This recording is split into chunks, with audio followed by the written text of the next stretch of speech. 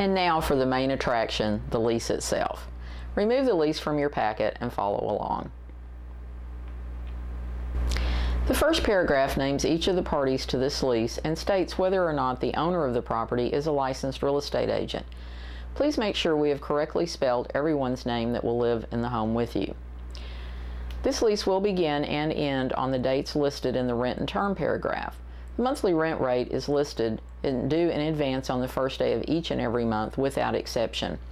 Rents may be paid with personal check, money order, or cashier's check made payable to Fletcher Property Management. We never accept cash.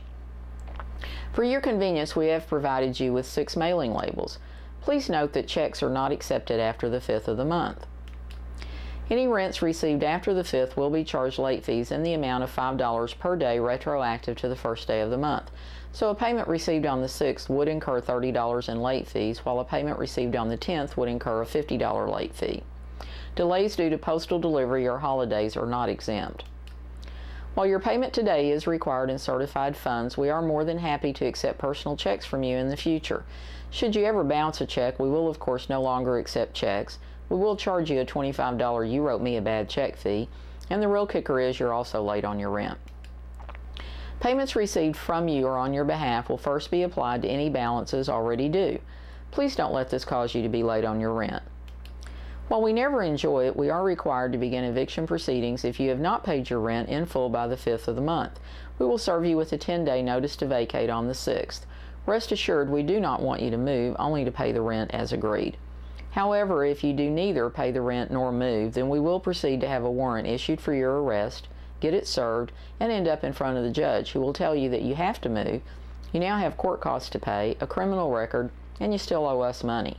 So it's much better for all of us to work out a solution before we have to go to this extreme. We have already gone over the condition of premise agreement, the security deposit agreement, and the animal fee agreement. Destruction of premise states that in the event the property is destroyed, it is up to the owner to determine if he will rebuild or not. Sometimes it just isn't worth it. If that happens, we will certainly do everything we can to help you find another home. You have the right to the quiet possession of the property. This is your home, and we will respect it as such. We will never have anyone enter your home without your knowledge, except of course in an emergency situation.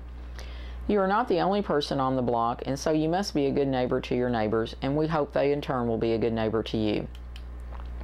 The last paragraph of this page states that no other adults may occupy the property unless they first complete an application, are approved, and sign the lease, the same as you have done. While we do not regulate overnight guests, we do consider anyone there for 14 days to be occupants. Pause the presentation and review before each adult initials at the bottom of the page. Press play when you are ready to continue. At any time, you can press menu to restart any particular section.